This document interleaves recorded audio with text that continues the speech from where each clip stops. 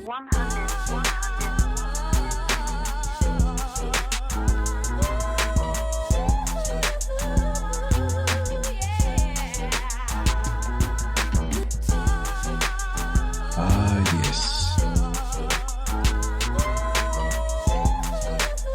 Back in the studio again.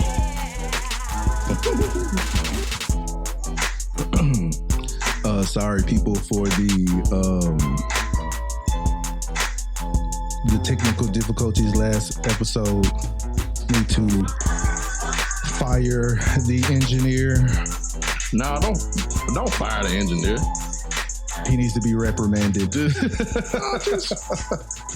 It's just simple mistakes in the studio. Not watching the boards that something went awry. Yeah. I guess you could say. Yeah, it happens, man. It went awry. Yeah, it happens. It went awry. Yeah.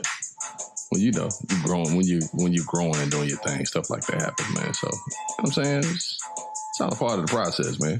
It's all good. Yes. We back this week, though. You know what I'm saying? Making sure to correct all mistakes, all follies. Yeah, for real. For real. And I'm up here trying to play the music through the speakers in the studio so we can go ahead and feel the vibes. Get into the zone, people. Yes. And on that note, with new music coming out, we're gonna go ahead and get started. And I gotta introduce the podcast with this great music Wednesday. I was gonna say great music Wednesday. Great music weekend. Great music weekend. Yeah. It was a great music weekend. Oh hell yeah! You talking about? This is probably a classic shit. It was some classic drops this weekend. Yes, I know indeed. people use classic, but you know me, so you know I'm not gonna say classic unless I really think it's or believe it's classic. But there's some classic shit dropped this last weekend, man. God damn. It was. I must concur. God damn. I must concur and will agree. Like, this was a good weekend for hip hop. This was a really good weekend. This is a really good weekend for hip hop. It was a really good weekend. Like, I mean, really good weekend, period, just all together. Oh, yeah, absolutely. Oh, yeah. The energy this weekend was just phenomenal, man. Yeah. It was phenomenal, man. It was like cleansing and but it was just fun. You know what I'm saying? Right. It was just fun, man. It was like unrestricted, just unrestricted thoughts and feelings and I could tell, some other stuff going on. You know what I'm saying? Like it's some major shifts happening. I can tell that for real. The energy, definitely. Yeah, man. So what's good? It was good. I am your host, Jason JWILLDOES. And you know what? I don't even do my little AKAs no more. I used to be like, JWILLDOES, AKA Blue Jay, AKA Master J, AKA face ass. And I got my guy, Ivan the Grizzly. What it do? Mr. Uplawn Care himself. What it do, man? The great. What it do?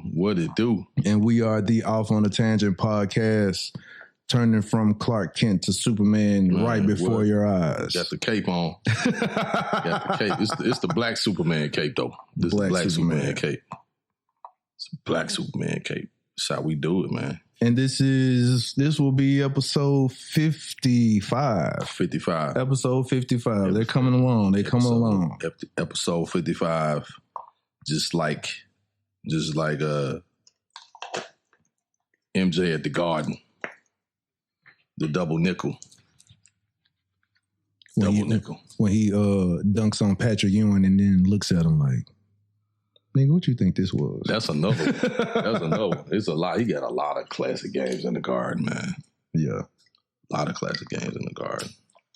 Speaking of sports, we can go ahead and start off with that junk, with it being a good weekend. Now, all the things that's been going on with your Titans, these niggas is 5-0, my nigga. Yep, they 5-0, man. They 5-0. Yep, they 5-0. And Derrick Henry is a grown ass man. This nigga running out of the crowd like elementary football kids on the adult coach. He just coming out the jump. Man, that shit's so funny. That nigga just be jogging. That shit's so funny, man, because he be running and he look like he don't look like he running. He don't look like he running. It's just like he be jogging. And then as soon as somebody try to tackle him, that man stick his arm out like this here and cuff the ball, and they be reaching for his ass like they swimming, and he just pushed their ass out the way. You must be talking about that Josh Norman stiff arm last week. God damn, man. That nigga went flying in there like a little baby.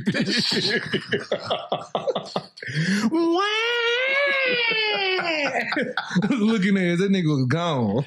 Man, push the shit out there. That nigga mushed him like he was an ugly bitch. Get out of my face, ho.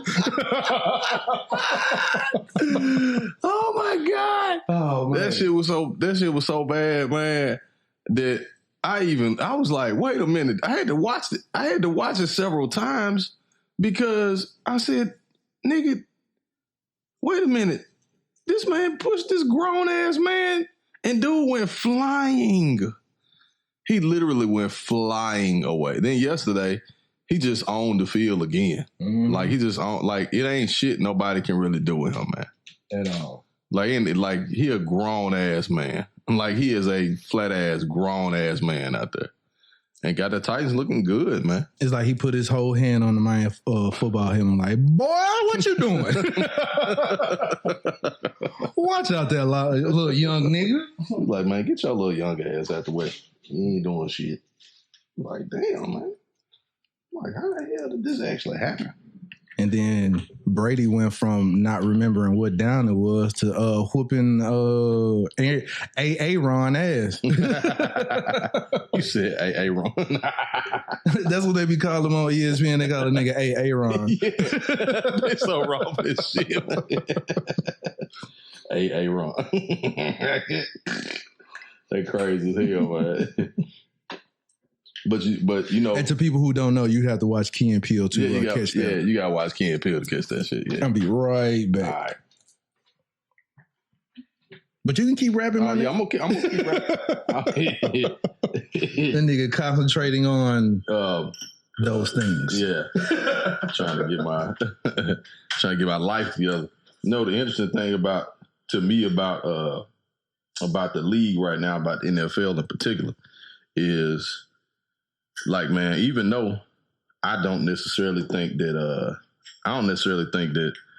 that football itself is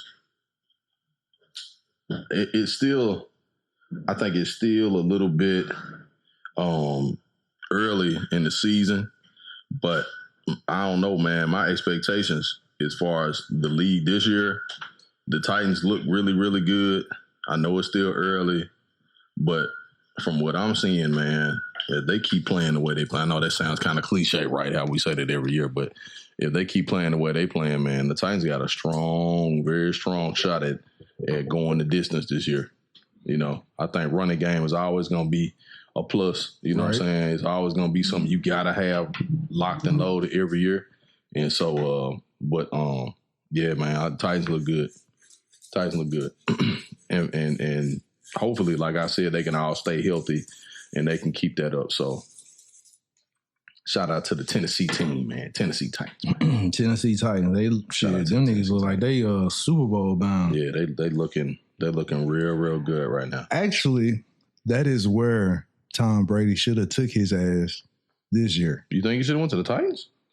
When New England lost to them last year in the playoffs, I was like, that's where Tom Brady needs to go to finish out his career and just say, hey, look, I can still do it without you, because Tennessee is already ready. The Titans were ready last year. So if the additional piece is all they need is a better quarterback, because that was the difference last year for them. The difference maker is the quarterback piece. So if you insert Tom Brady, they would have got a Super Bowl last year. So if you insert them this year, because look at the division that Tennessee is in, it's going to be easy for Brady. Yeah, because I'm thinking where he is now is not going to be easy for him. Because he's going to have to, he already got to play Green Bay. So think about when the playoffs come. He's going to have to play Green Bay at some point in time. Ain't Kansas City in that division too? I think they are. And so that's the other thing. He ain't gonna never make it about it, that joint. Not while. not while that guy. Patrick Michael Jordan Mahomes is still playing. Shit. Dog. The Mahomeses. Man, what? That dude there, man, is amazing. Like, I don't even know what to say about that. Like, that dude is amazing, man. Him and Lamar Jackson, they ain't from here. They from somewhere else. Now, Lamar Jackson is starting to show his kryptonite. Mm-hmm. He's starting to show that he's an actual human being. But yeah. I mean, it's only so, after a while, it's only so much that you can do being a running quarterback. After a while, you put up some different little schemes. I'm going to get your ass. Right. Yeah. I'm going to sack your ass. Yeah. Yeah. So, yeah. And it's just that, you know, it after a period of time, I believe that you have to develop, you really have to develop more than just being that that quarterback that can get up, that can just throw everybody off, because at some point in time you're gonna start getting hit.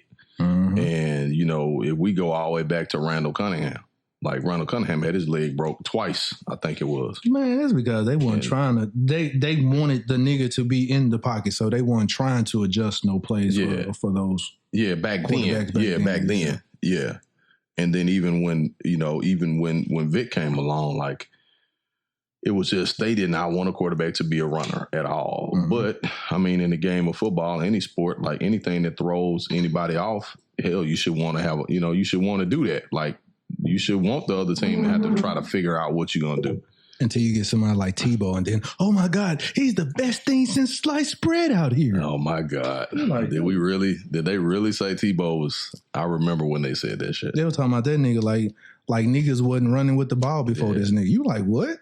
Yeah, that shit there was actually pretty. You mean there's no other running quarterback out there? That shit was pretty sad, actually. Now, the fact that Tebow didn't last but, 3 years in the league? Now that nigga analyst already. I want to say he really only played like 2 or 1.5. That would be correct. And his career, it didn't pan out how they thought it was, just like Manziel. We don't even hear nothing about Manziel. Nah, at all. At all. No, we heard nothing about Manziel. Period. Dude was that's like, that nigga is a footnote in the NFL right now. Is. But he messed himself out, though. He was a thug, really. He's a thug white boy. He was getting by. He had gotten by for years doing what he was doing. And I mean, his number can't, his number was up. So, but yeah, man, football is good. It's decent. Yeah, it's decent. But to this music, yeah, I was about to say, we talking about contact sport, right? Hip hop, of course, is a contact sport, man. But this weekend, God, oh my God.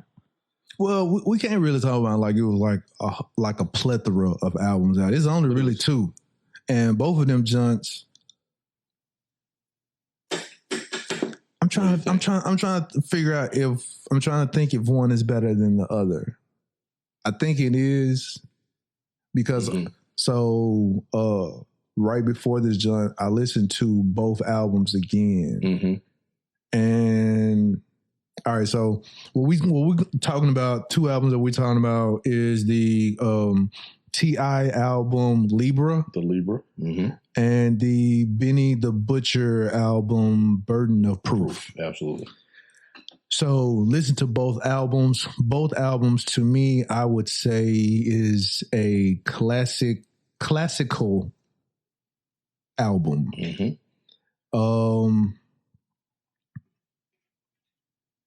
First off, I would say, my first question is, before I say this, did Hit Boy do Nas's album? This is what Nas' album is supposed to sound like. The Benny the Butcher album? This Burden of Proof? Yes. This is what a Nas album is supposed to sound like. Yeah, I would agree with that. When I'm listening to it, I'm like, would I have been expecting to hear from a Nas?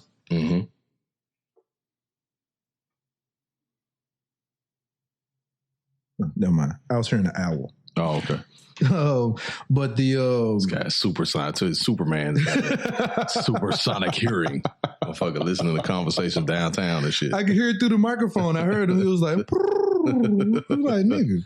But this, just the music selection, just the flows, just everything from beginning to end, I would expect a Nas album to sound like this. All right. I get it. And so it seemed like, I would say, it seemed like the album got better and better from the very first song. The first song was dope. Yeah. Listen to that giant. Next song, what was it, with Rick Ross? Yeah. Rick Ross, song number 2. I'm like, oh shit, damn. They can't get no much better than this. Yeah. Then song number 3, Sly, what is it? Sly Garage or Sly Hold on, I'm pull up the track list right quick. It was Sly something. That song there, I thought, because he don't have any features, so it's just him. And I was like, oh, it ain't gonna be better than song number 2. Shit.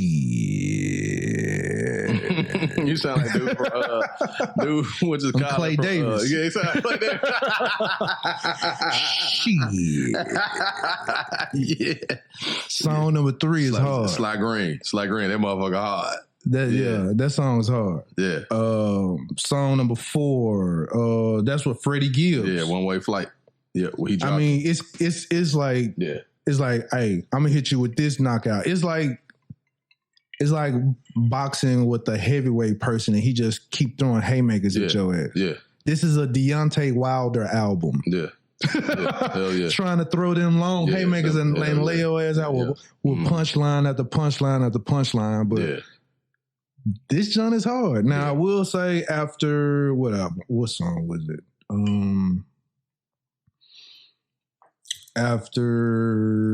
So I liked 1 through 4. I don't know if I really like Famous was cool. I ain't gonna say this. So 1 through 5. You know how I feel about Big Sean. So I really wasn't feeling that one, but another Hit Boy produced album. Hit Boy is like, so yeah, that's the other thing. Some crazy shit. That dude, man, every big time drop this year, Hit Boy produced this motherfucker. Like, what? This is his year. Fuck, he's like, hey, this is a pandemic. I'm finna get this change out here. So, and then he produced on T.I. album. Hit Boy did Big Sean's album. He did Nas's album. He did T.I.'s. He did some stuff on T.I.'s album. He did Benny the Butcher's. Right. He did who else? It was somebody else that dropped this year that he did. He's got like 5 to 6 albums out where he's produced most of the music on, if not all. You know, like that shit's crazy, man. Like that's damn near unheard. Unless you were Sean Puffy Combs in 1992, 3. You know what I'm saying? War Paint was hard too. War Paint was hard, the motherfucker. Dog. This shit was crazy, man. Then he said, "Well, I know it wasn't Benny the Butcher who said it, but then he said, I sell raw. I don't step on crack because I'm superstitious." I was like, what? Yeah. He's like, I don't step on crack because I'm superstitious. I think that was Westside that said that Westside said some shit on that song that I had to stop and go back because Benny's my, like, out of all of this other niggas, Benny from day one. When I heard Benny's voice, I said that. When I heard the first song I heard was it was actually something he did with DZA, and then when him and DZA did the record together, which that shit was fucking ridiculous. A lot of people slept on it. I think it's on like 9 tracks. I think it's Statute of Limitations they did. That shit was, Benny went to work on that shit. But Westside on this jump on War Paint, Westside murdered that motherfucker though. Like my homeboy, shout out to my homeboy Javor. He's a music student into this shit. He had a podcast back a little while, but I'm on his ass about doing this shit again. So we got to get him on the show to talk music, talk hip hop. But he was like West Side is his he's like that's my favorite one out the group is West Side, and don't forget Conway though, the Machine, like they all got different voices and flows, and that shit go good together. I would say if you are a rapper, used to rap, still rap, if you're listening to this album, you're going to want to rap again. Hell yeah. That shit make you want to rap, dog. You're going to want to rap again. Damn, I was going to say that. That shit make you want to rap. I was just sitting up there just freesaling, just Hell random. Yeah. I was like, man, this shit. Hell yeah. Like, it's like a reawakening. It's there. Man, you said that shit, dog. If you can rap, if you even try to rap, hell yeah, play around with rapping, hell yeah, listening to this music, listening to the beat is gonna reawaken something within you where you're going to want to rap all over. It's like that falling in love with rap for the first time when you was a kid. And you first hear something. It's like when I listened to this John, I got a quick chill real quick. And I was like, oh shit, this John hard. So it was kind of like reminding you of an old Jay-Z album. This is the sound that New York is trying to get back to. And they cannot get back to it. I mean, I think this is a good start. Because listening to this album was like, this is what Cameron is still looking for. This is what the Diplomats was. This is their foundation. This is Rockefeller. This is State Property. This is all of them in one. This album here is all of New York in one. It's even Biggie. Yeah. He even got the mad rapper and the mad producer on the record. That shit, when I heard that shit, I almost threw my earphones down. I said, damn, this motherfucker grew up on hip hop. Real talk, when I first heard of Benny the Butcher, that is what I was thinking of. Yeah. Man, what are these niggas? Some old WWE type shit? Benny the Butcher. I haven't listened to this whack ass meat cleaver face ass niggas. Hell no. I haven't listened to none of this meat chop face ass niggas. No. Shit. Change my whole outlook. Change my whole outlook. I heard Benny. It was 2 years ago? I think it was. And I was like, dude. I said, this nigga, because I heard all of them. And I was like, damn, these motherfuckers spitting. Like, they old school spitting. And like I said, I heard them on Dizzle. Are they our age? I think they're close to our age. They like 40. They not young niggas. Late 30s. Yeah, they not young niggas at all. Because even Benny rap about that shit. He was like, y'all don't know, I was there when this shit was going on with these niggas. Like, so and I think, he spent time in prison. So I think they've been out for a while. They just playing catch up on a commercial, you know what I'm saying? Like on a bigger scale. So, because they've been doing their thing for a minute. But you know who they signed to now, right? They ain't signed to nobody. Yeah, they are. Who? Rock Nation. Yep. For the it's Griselda Records, but Rock Nation takes care of their promotions and all that type of stuff. So they on the distribution. Yeah, they on distribution. Yeah, they on the distro deal with Jay. Yeah. Because I was going to say how they move, and in all honesty, real talk, unless you don't want to do any type of work yourself, there is no reason to sign to a label. That's true. There was no need back then. We just wanted the fame. We just wanted to be on 106 and Park and shit. And all that shit. So that's what you signed to a label for. But you don't need a label. Nah. Because all the label gonna do, they're gonna put that on there and then charge it back to you. Shit 10 times over. All right. Oh, well, see, you had to pay for this when you was on 106 and Park. Nigga, I thought you was paying for this. I work for y'all. That's like if you work for Kroger and they when you got your check, it's like, hey, you had to pay for that uniform and all that. Hey, nigga, shit, I could have wore my own clothes if that was the case. Yeah, shit. I could have found a different way to perform my work. Man, for real. Like you talking about bust their heads, So shit, like I don't know, man. Man, I tell you what though. Seeing people like Griselda, other artists that are, talented artists having the opportunity to do that music on in a whole lot better situation. I mean, man, like that's dope. Like I'm like you. Shit. There's no reason. Yeah. Yeah. Fuck. There's no reason that this like now that you looking for deals. Like it was even something that Jay said on 444. He was like, y'all still signing deals. And you don't have to. Mm-hmm.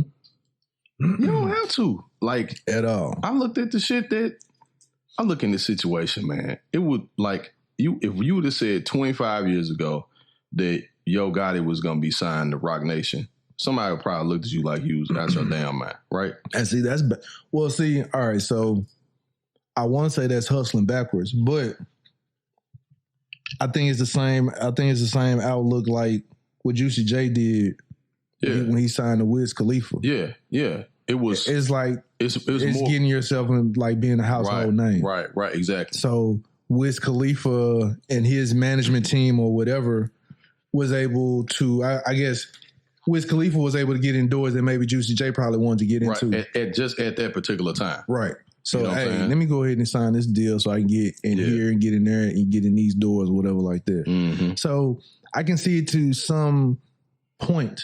Mm-hmm. And even then I'm like, to me, with the Juicy J thing, I was like, my nigga, you already a household name. Mm-hmm. But maybe it was something that he saw that we can't see, where a door that he wanted to get into. Right. So I can see in some aspects for different doors, but these niggas be signing deals to the point where every way that you make money, they gonna make money. Right. And yeah. Like if you like, say for instance, if you are a rapper and then you decide, hey, I'm finna do a podcast. Once you start making money off that podcast, guess who finna make money too off the podcast? The label. Because they own your name. So exactly. Your name attached to, they get. Yes. But shit, man.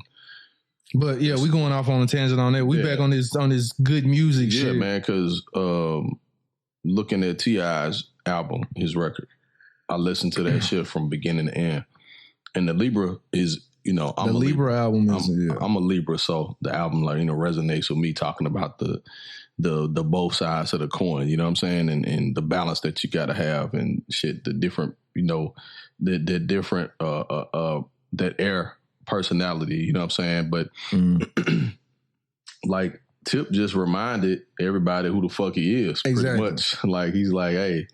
Roy Jones, y'all niggas must have forgot. Yeah, like, y'all motherfuckers must have forgot who been doing this shit. And, so I wanted to revisit that conversation that we had about as far as best rapper. There we go. And it's a perfect time to To me. Mm-hmm. Now I've already told you how much of a fan I am of this person, but I'm also a big fan of T.I. I am too. He's on my top 50 list. Mm-hmm. Probably was up in the top 10 list. But I want to say he can and should surpass Jay-Z for me. And the reason why I say that is because of the simple fact, all right, so when Jay-Z dropped 444, that album only resonated with us. Right. Our generation. Right? Yeah. T.I. can drop an album, it'll resonate with us and the new generation. And the current generation. Exactly. Yeah. So he stays relevant in any genre or age genre. But check out what he did. Because hell, my mama will even listen to T.I. is what I'm saying. You know what I'm saying? So it's like... Yeah.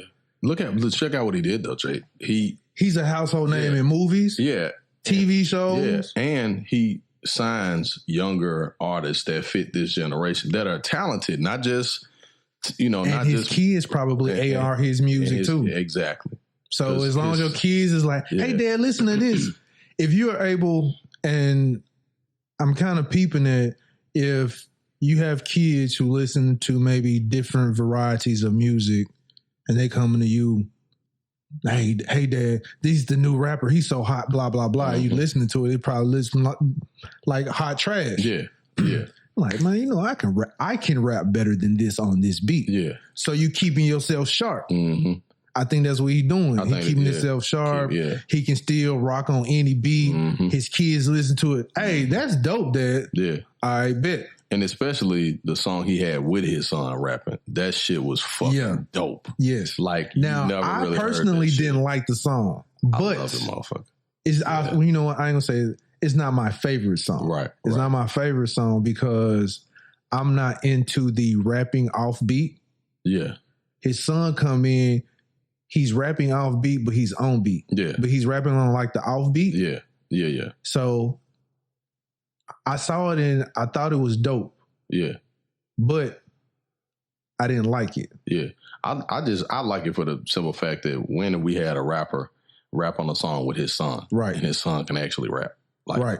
You know what I'm saying? And I think his son probably made the beat too. Yeah. And that's why I was looking. I was like, when I saw the I was like, Damani. I was like, shit, that's his oldest boy. And but like listening to it, it wasn't. It was like a father and the son having a conversation, and that's the part because we both fathers, you know what I'm saying? Right. And so, but listening to that, I was like, damn, you see the full spectrum of who T.I. has been as an artist, and now you rapping as a father on your record with your son. You know what I'm saying? Like that shit is unheard of. Like not having to censor yourself, still speaking. I mean, his son has been there from beginning to this point. To this what I'm saying? Yeah. So all the drug cases, the shootouts, all that shit, all of it. So gun charges and some more shit, yeah. And so I thought it was, like I said, I thought it was dope. I didn't like it as much as the other songs, but it was. I thought it was dope. What's your favorite joint on there? Well, favorite couple. That's why it's you already know. Couple. You already know. My first joint that I like is Hit Dog. Hit Dog Holler. Hit Dogs Holler. Mm-hmm. Hit Dogs Holler. Mm-hmm. And so I'm not a person who really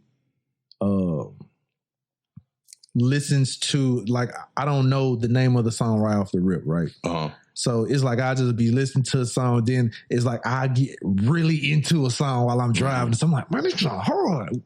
And then I'm in the back of my mind, I'm like, why the fuck do I like this song so much? I ain't even really listening to the words. Mm-hmm. Then I sat back and thought about it. My mind is subconsciously listening to the words to the song and it relates. Right. So after the third time I've listened to the album, oh, this is why I like this motherfucking song. Man. Right. Listen to it again, the shit that he's saying in the joint. Yeah, Hit Dogs Will Holler. So, yeah. So I like that joint. What's the other joint that I like on there? I like song 1 with Miss Pat. Man, talking shit to the beat. Man, that was her talking on the record, like basically helping tell the story. That shit was hilarious. Yeah. That shit was, man, it was perfect. Like it was perfect. That shit was perfect, man. I like songs 1 through 4. Okay. The first 4 songs, all dope. Love. On the Hood, it was okay. Mm-hmm. It wasn't bad enough to skip. Mm-hmm. So it's still good. Mm-hmm. What about Pardon? Did you like Pardon with Lil Baby? Yeah. So that was song number 4. Yeah. Okay. So could have kept Moon Juice. Well, I ain't gonna say that. Moon Juice is okay. And the only reason why I say that, it's all about where you place songs on the album. Okay, I got you. Yeah, I think that one. And I understand how. I don't know. Maybe that one should have been later in the album or something like that. You can kind of see, like, depending on, and I want to say he still layers or puts songs as if it would be on a tape. Mm-hmm. Side A, side B. And you can tell. Yeah. So he has 20 songs. Mm-hmm. So the first 10. Mm-hmm. I can see all of those being on side A. Yeah. So after maybe 5, the next songs that I like was, of course, Half a Ticket. That's the joint with T.I. and Conway, London J. Yeah. And then right after Half a Ticket, of course, Respect the Code. Respect the Code. That's just that moment. Yeah. Yes, off top. Respect the Code with Rick Ross. That's off top of classic. And Put Something on It. Yep, Put Something on It. Love that song, of course. And it was another song, I want to say it's this Alec Barrett's. I was kind of surprised I liked that song. That was a pretty dope song. I didn't like Made. I think I got to listen to Make Amends again. Because for whatever reason, I think I did skip that joint. Okay. But on total, out of the 20 songs, I know I like 12. Yeah. I think, but it's a classic to me because I can still listen to it. It can play all the way through with no problem. Yeah, it can definitely play all the way through. Like and I think that's one of the characteristics of a good album is being able to listen to it from track one to track. I forgot about Thank God and How I Feel with Killer Mike. I forgot about that. I forgot about these. The jump, How I Feel with Killer Mike. Yeah, I forget. Dude, they used that Alexander O'Neal sample. That shit was dope. And especially when you hear the sample, you probably thinking like, this song for chicks, right? And they start talking about some whole different shit. That's what I liked about that. Like anybody know that sample is, you like, oh, okay, that's that flow. I'm talking to my lady, blah, blah, blah. And they start talking about social justice and shit. I was like, oh. Now, when I saw Killer Mike on there, I already knew it was he already gonna get his. You ain't never heard Killer Mike not work some shit. Like, I ain't heard a whack Killer Mike verse ever. Like, I'll give you some Black History bars at the same time and shit. Like, talk dope boy shit and give you some Harriet Tubman on top of Frederick Douglass all in the same. I'm like, this nigga throw Frederick Douglass? Man, what? This nigga throw a Washington Carver talking about some peanut butter. Man, what? Hell yeah. That's Killer Mike, man. But yeah. So, but I will say, even at the end, I like number 20 because of his daughter's conclusion at it. So it's like, I liked it too because of the simple fact of the inclusion of the family, and it still goes back to his show, Family Hustle. One of his kids I think one of his sons made a beat on one of them. He get one of his sons to rap on one of them, and then he gets his daughter to do something on there. So everybody's getting money off of this album. That's right. That's what I like about this one. That's right, man. The other album that I like was Black Thought came out with an album. It was called Streams of Thought. Yes, sir. Man. Black Thought is one of the top 3 coldest rappers alive right at this moment. The fact that it's just how he be rapping and make you want to listen, and it's so vivid. This shit paints hella pictures. That's the other thing with Benny the Butcher. They paint vivid pictures where you can ride and you can just be like, I can imagine that. Hell yeah. Man, that shit, I was just saying the same shit. I was like, when you listen to Benny, when you listen to Black Thought, like, it's just how they're so descriptive in the way that they put their words together and even telling stories. One other person who has that ability is Rick Ross. Rose can do it too. Yeah. Rose can definitely do it too. Yeah. Yeah. And just that vivid imagery, man, just thinking, you seeing whatever it is that they're detailing and describing, you can like see that shit, like, man, I ain't even gonna lie. Black Thought is an amazing lyricist.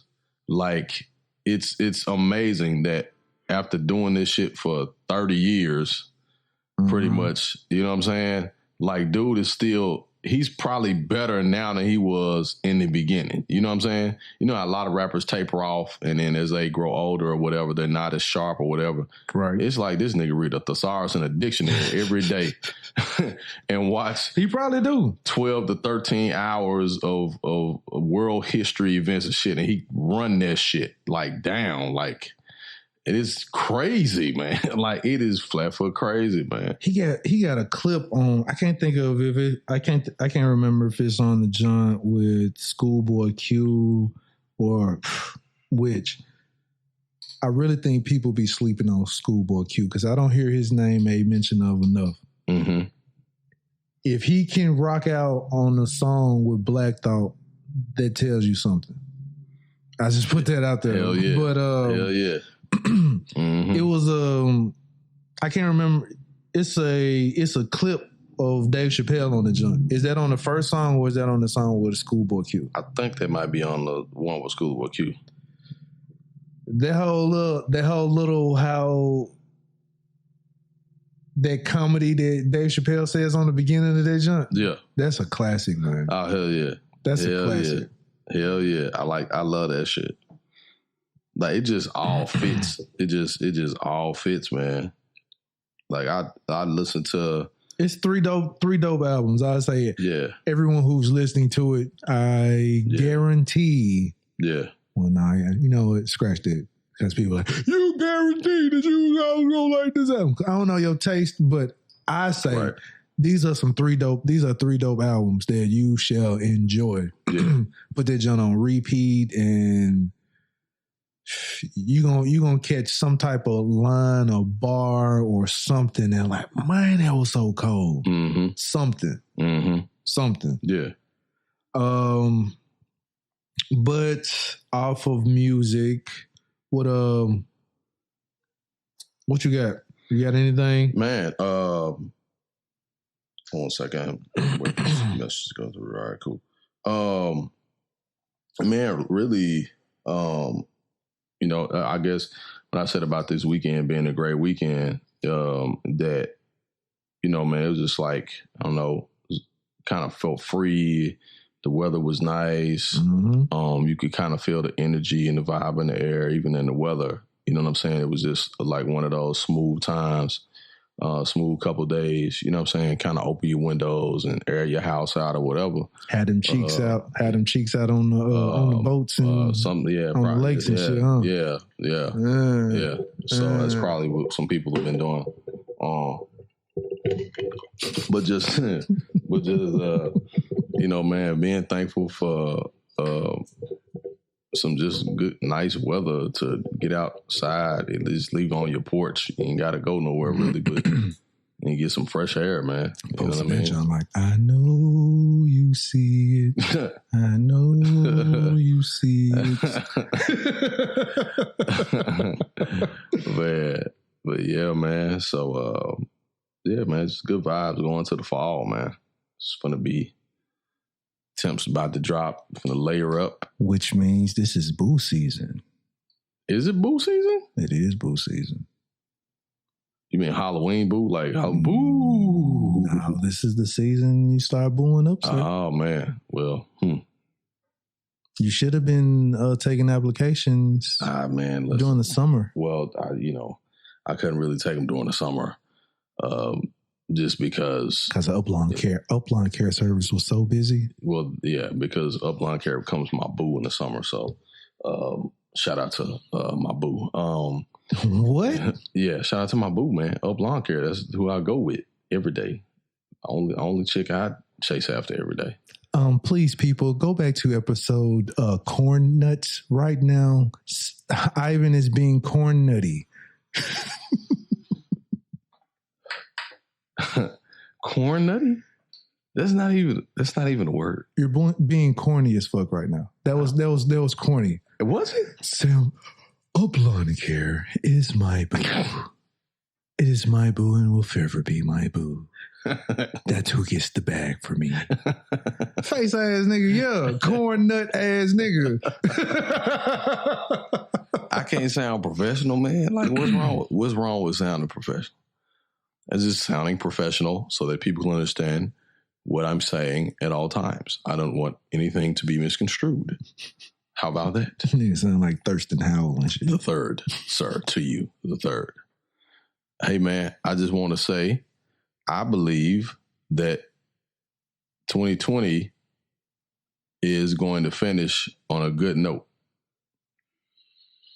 I honestly do. I think 2020 is going to finish on a good note, and I believe on a good note for whom? I don't know. I don't know that part. I don't know that part. I mean, good note for white people could be horrible for us. No. It's nothing like that. No, I don't know who it's going to be good for, but it's not going to be like that. Whatever it's going to be is going to be shared across the board. Like, it's going to be some really good stuff happens. Some really good stuff is going to happen. You know, the energy shift. You know what I mean? So when the energy shifts, recipients that are receive it, folks with their hands open, like, man, for real, like, yeah, I just really believe that, man. I just want to put that out there. You know what I'm saying? You know what else I want to put out there? What's that? Talking about good energy and things shifting. This show is crazy as fuck. It is ridiculous as fuck. But it's like my favorite show right now. Lovecraft Country. Yes, I would agree. Lovecraft Country is dope. That shit is like... I did not watch this Sunday's episode? It come on Sundays. I did not watch this Sunday's episode. Yeah. So I'll be watching that tonight. Yes. But yeah, it's even this last episode, was that the Black Wall Street episode? It was when they burned those houses down. Was that supposed to be like Black Wall Street? Well, that's what it was. They were in Oklahoma. So okay. That was the last episode. I think no, it's either the last episode or the one before. Yeah, that was the one before. Yeah. So yeah, that was it. Because I think it was called 1921 or something like that. Mm-hmm. Great writing on that show. Very. The simple fact that I want to say while it's based off of sci-fi and fantasy or whatever, it's taking you back and showing you a piece of the history also at the same time. That's what I do like about that. Yeah. So yeah. It's a little bit of like, it's like gumbo almost. You know what I'm saying? Yeah. It's like, you know, it's basically a little bit of everything. You know, you got your social commentary, you have your, like you say, your Black history and American history for that much. And then you got, you know, just like your, like social justice, but like, man, science fiction. Right. Yeah. All type of shit, like monsters and dragons and shit. It's at like the same time, you know what I'm saying? It's like Stranger Things. Yeah, it's like Ancient Aliens. Nat Geo and fucking somewhat with Crooklyn or something like what? Like you know what I'm saying? Like it's like you can't even like it's a little bit of everything, man. Yeah. It's like crazy, man.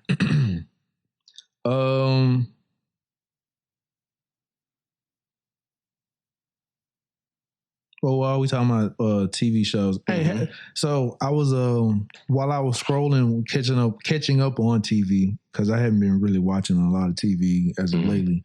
But do you realize how many shows Tyler Perry got out right now? Yeah, nah, I didn't. I'm not privy to that information. My nigga got like 12 shows. Well, he said like they're like currently all running right now. Yeah. 12. Yeah. He had more shows than like Shonda Rhimes. Yep. You right too. And they like all on multiple stations. Platforms, yeah, station. Well, you know that Bill Cosby taught him to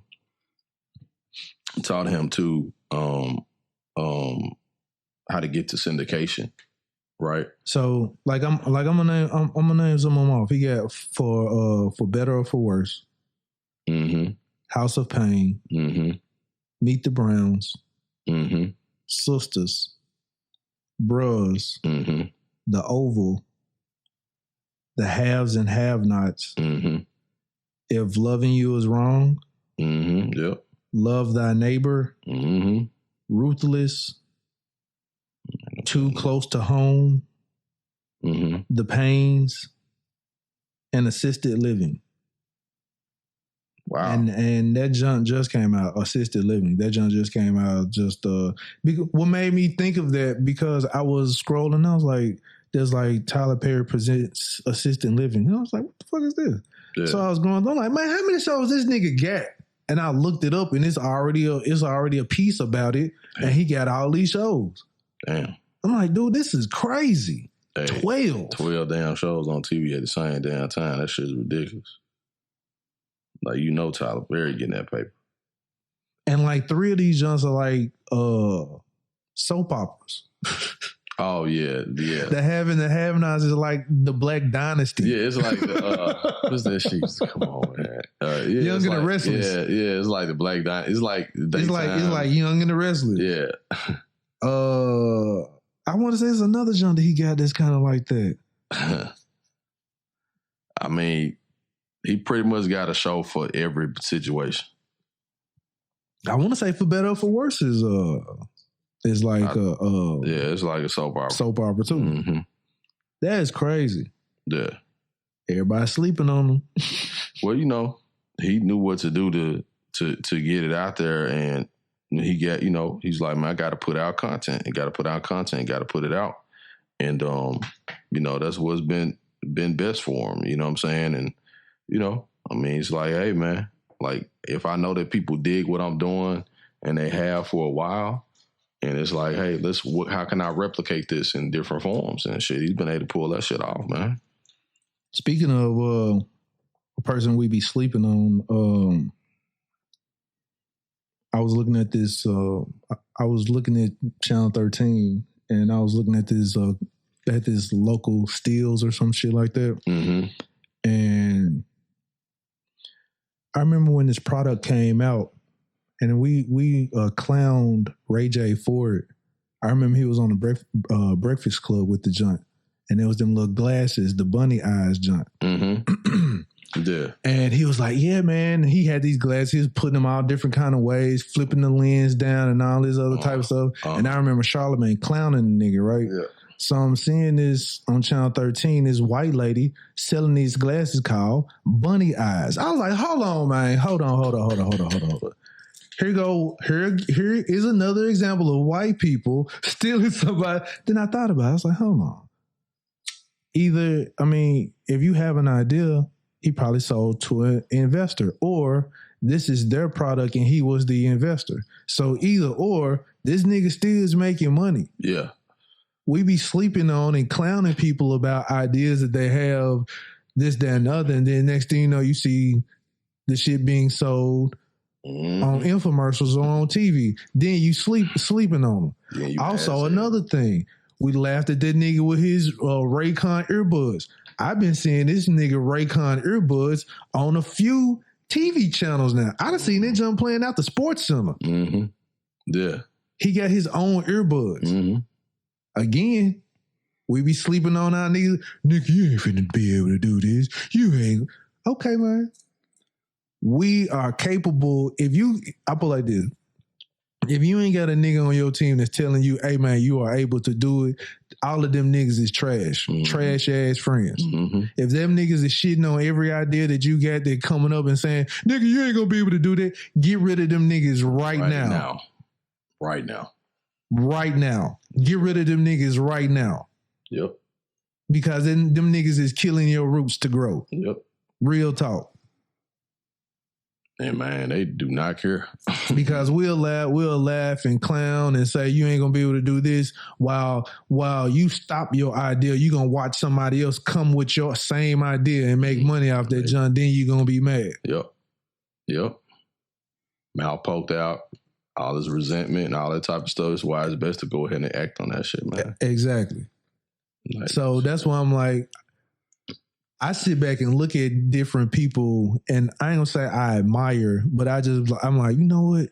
We be sleeping on it, like Nick Cannon. We clown Nick Cannon whole career talking about he this, he's that, he blah, blah, blah, while he's sleeping with some of the best women that y'all clamor over. Yeah. And just look at his career. Hey, hold up. Every chick that you probably have jacked to, or who you didn't get stamped on your wall and posters or whatever, Nick Cannon has smashed that junk to oblivion. I just want you to know that.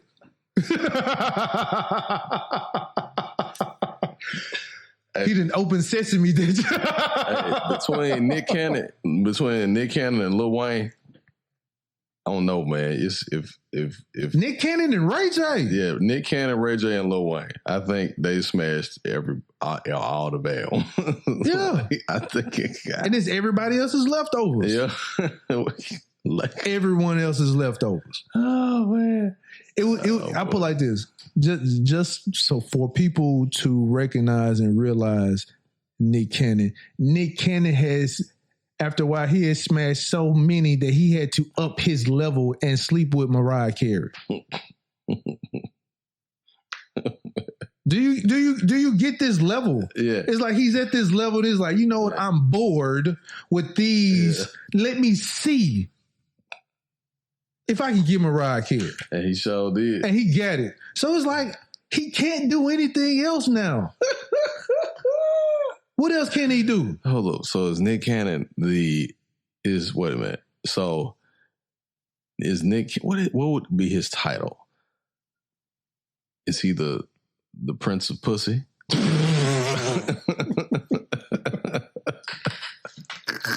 ain't gonna say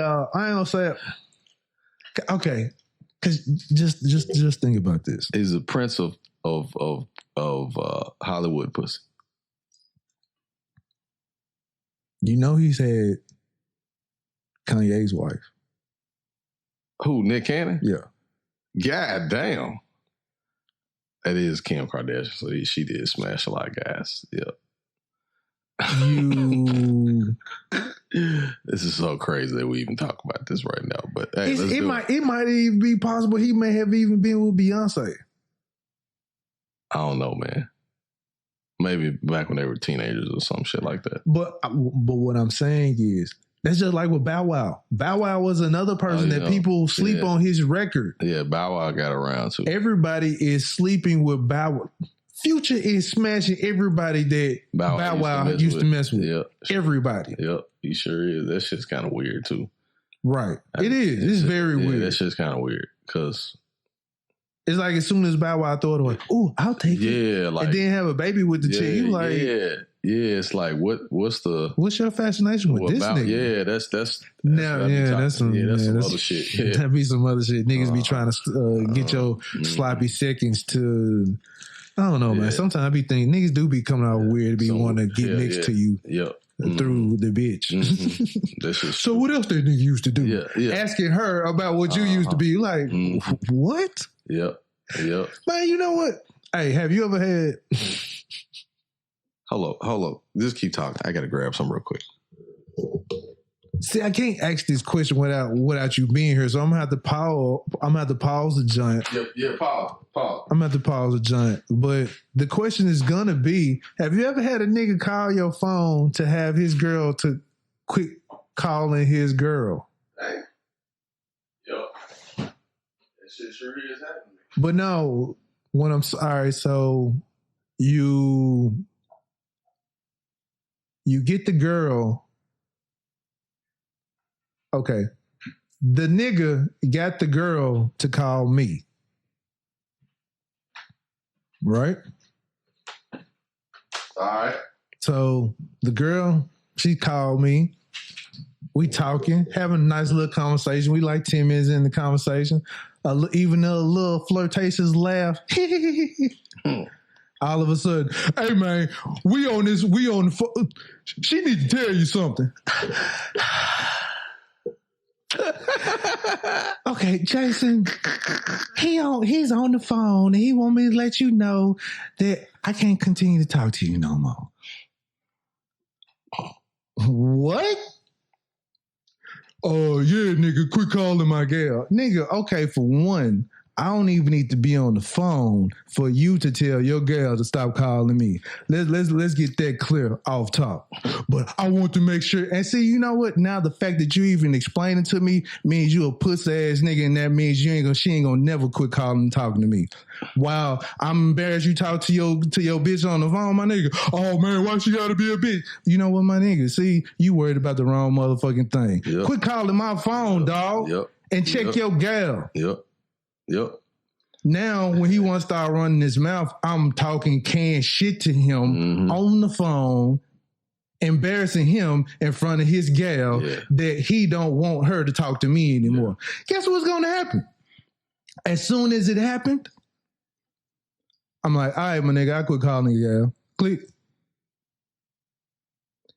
10, 9, 8, 7, 6, 5, 4, 3, 2.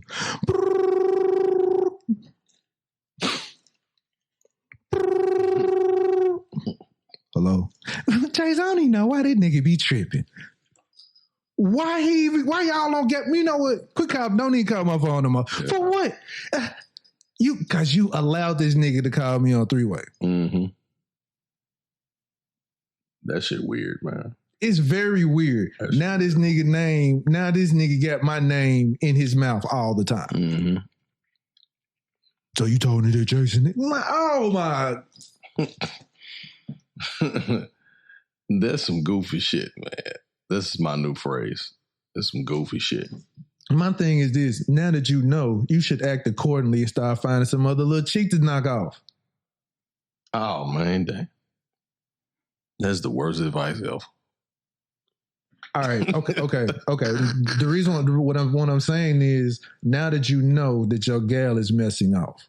Oh, go get you a side piece? Yes. Now that you know that your gal is messing off, and it is quite obvious that she probably is not going to leave the other nigga alone. You might as well go ahead and act accordingly. I put it like this: when that wake up call hit me, when I went through that joint, I was like, I got the ugly cry for a half of a second. I was like, you know what? It's other bitches that's been trying to holler at me. What am I tripping for? I bet the time that she is out doing her thing, I got free time, baby. I got free time, baby. Guess who put me in, coach? Guess who's scoring 45 a night now? Oh man, 45. Shit. Well, not now. I'm just talking this. I'm rehashing an old situation. Oh, okay. I'd say, man. So yeah, I'm just saying, guess who is putting in MVP numbers? Hey, I'm just trying to be because now you think that you are doing whatever. Okay, he over here messed up about it, so I can go ahead and do my thing. He ain't going out doing it. Okay, all right. I can play the game too. So in that situation, I'm like, dude, right now you are a sucker. Your panties are exposed when you do something like that. When you expose your panties this way, now niggas is starting to come around like, oh, you got a lame nigga. Man, ain't that some shit. And they can definitely pick up on that shit, dude. And even if a nigga is not involved in the picture, guess what? Niggas can smell blood in the water. It could be a random nigga at your job that all of a sudden they come up and like, man, you look good in the motherfucker. Yo lame. He'll say randomly, yo lame ass nigga let you out the house like that. And all of a sudden, guess what happens? And it's joyous when it happens. She cracks the little smile because you said that lame ass nigga let you out the house with that on. She had that little smile of glee. She just said, he surely is lame. In her mind, she's saying, he surely is lame. She smiles. The nigga knows what it is and be like, hey, baby, hey, here go my number. Call me later. Wow. Man, once your green game begins, man. That's what Big said. But you got to learn from it. I think the other side of that too is a chick making her dude call another chick and say, "You can't talk to my man no more. Why is you talking to my man on the phone? You bitch." That shit's crazy, man. That's always been silly to me. Like, why y'all be trying to address the outside person? Address the person in the house. You know what I'm saying? Like, they the one that made that call. Like, what's the deal? You know? Like, I don't know, you hoes all in my husband inbox. Like, nigga, your husband want to talk to them hoes. Like, he the one that reached out to them motherfuckers. Like, come on now. Which sparks up another question. Well, yeah, go ahead. Y'all be married all in people inbox and shit like that. Y'all need to cut this shit out. But and that same bitch who says that is in a nigga's inbox. That's what I was just finna say. That bitch is in a nigga's inbox. Hey, handsome. Hey, handsome. You sure look good with that on. Mm-hmm. And then you be like, don't you got a nigga? I'm just giving you a compliment. Yeah, It ain't even that serious, boo. You be like, oh, now it ain't that serious. Okay, it ain't that serious now, bitch. Okay, all right, bet. It ain't even that serious. I'm like, all right. So when you made mention of the DM, do you or have you ever checked your girl's DM?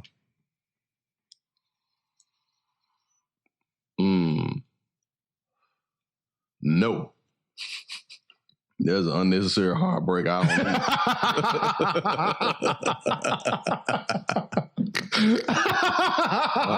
No, sir. What I don't see, it can't bother me. You know what I'm saying? Out of sight, out of mind, baby. I don't want to know that shit. You break my heart today. Fuck that shit. Keep that shit to yourself, bitch. Shit, I don't want to read that shit. I remember I did it one time, and there was this chick I was talking to, and I'm already laughing. I went to her inbox, and I'm looking out through this joint. I'm seeing like politicians in this joint and shit. I'm like, man, god damn. What the fuck? Here I am. I only work at a call center. This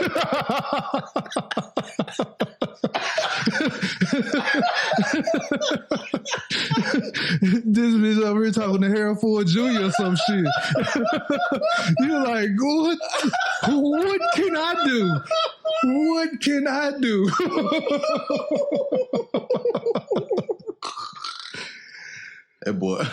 That boy just dropped himself down a couple notches. I can't compete with this shit. God damn, you got the vice president of VP. You got the vice president of a BP company in your inbox. Let me just put this phone down. You got the nigga that runs Shelby County? The nigga that runs Shelby County? Oh, shit. Let me get out this inbox and mind my business. Oh, shit. Man. Now, he wasn't here for it. He wasn't a Ford or anything like that, but he was a politician. I was like, dude, what the... Man. All right, bitch. Niggas talking about, hey, meet me at the Peabody place. I'm like, damn, at the Peabody place? At the Peabody? Damn, man. My bitch messed me up. Fuck. That's it. Ain't no, you can't come behind that shit at all. You can't step your game up kind of way. Mm-hmm. Now you got to sell like 82 white bricks or some shit to get up. I gotta sell all these bricks real quick just to get back in the game. Maybe I can set this politician nigga up real quick. Let me blackmail this nigga. Oh, man. Man, when I seen that, I was brought back to reality. I was like, man, this bitch just hung on me real quick. Yep. Mm-hmm. Get your mind together. Then it was like, I just wanted to see if I followed up on one of the junks just to see if she was following through. So one day I seen her pull off and like a Range Rover and shit. Now at this time, I was still driving the Lexus. Mm-hmm. And I was like, damn, she driving the 4.6? Mm-hmm. Oh man. Yeah.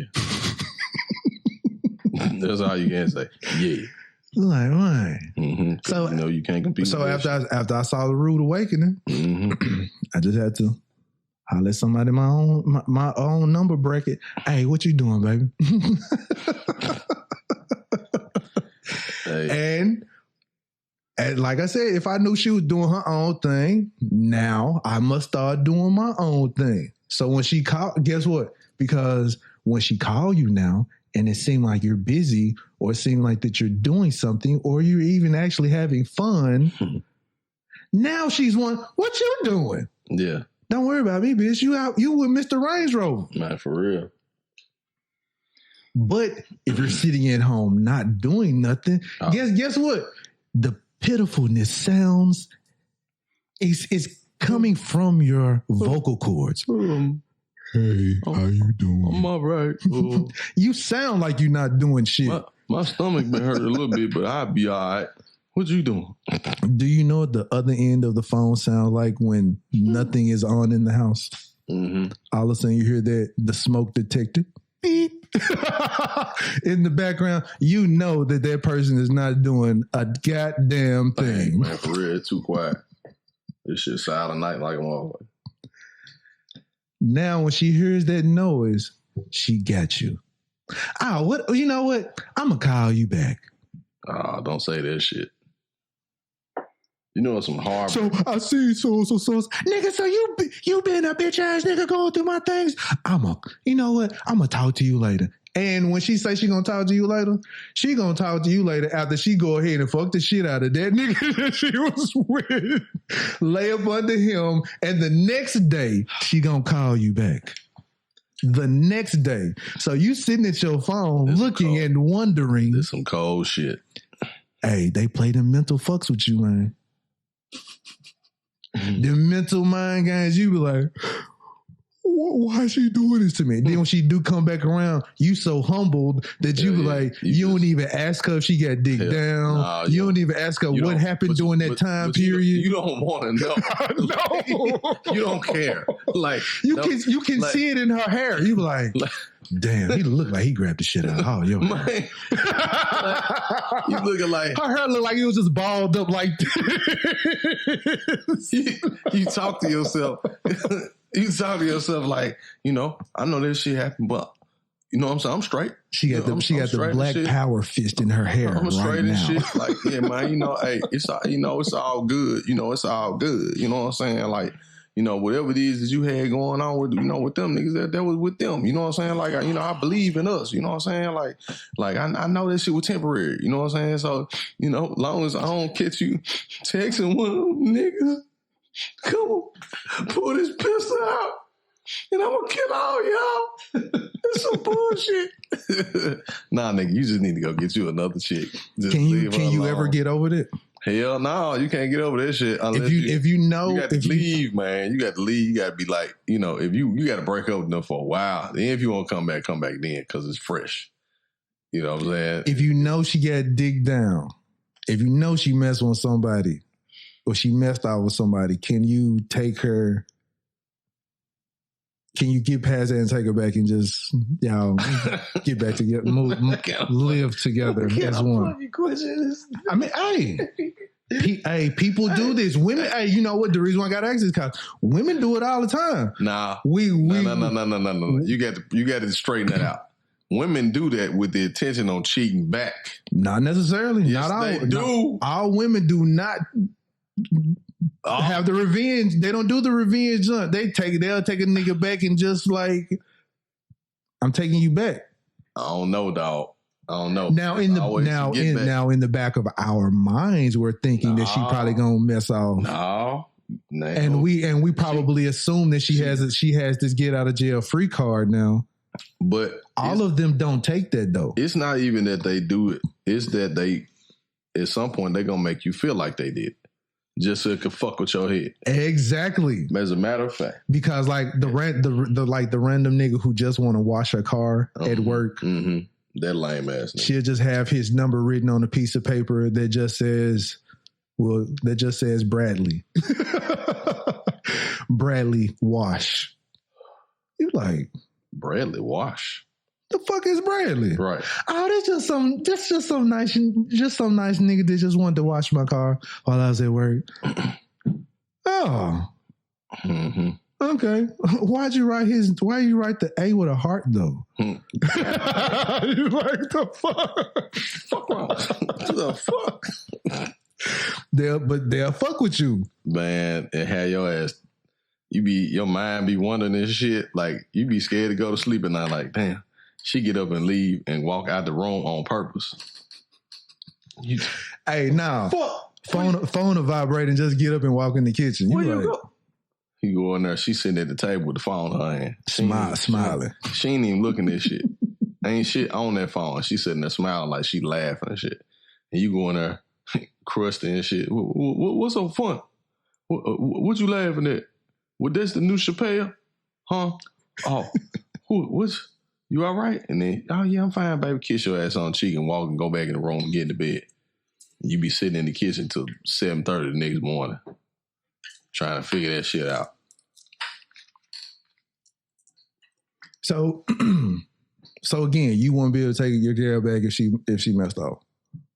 Okay, wait a minute, how did I find out she messed off? Did I see it? Did I see it with my own eyes, or did she tell me she was doing, or did she get caught somewhere? Like, which is? Because if I walk in and catch the motherfucker, we ain't finna be sitting there having this conversation because I'll be done blow somebody's ass off. The second thing, is I would say is I don't know if it's tolerable or not, but just find out, your person cheating on you, whether they tell you, but you definitely don't want to find out. You definitely don't want to find out something outside the house. So you would much rather they tell you straight up, hey, I've been, seeing somebody hanging out with somebody or something, but you don't want to walk up on them and catch them, and you really don't want nobody else to tell you about it. Okay, so with that, what you're saying with the person telling the other person about it, even if you know that they're not going to be able to handle it, you still tell them? Well, I don't know. That's because see, that's what I'm saying. Like people say that they want to be told, but people don't want to be told. Well, I wouldn't tell them in person. This nigga gonna send a pigeon.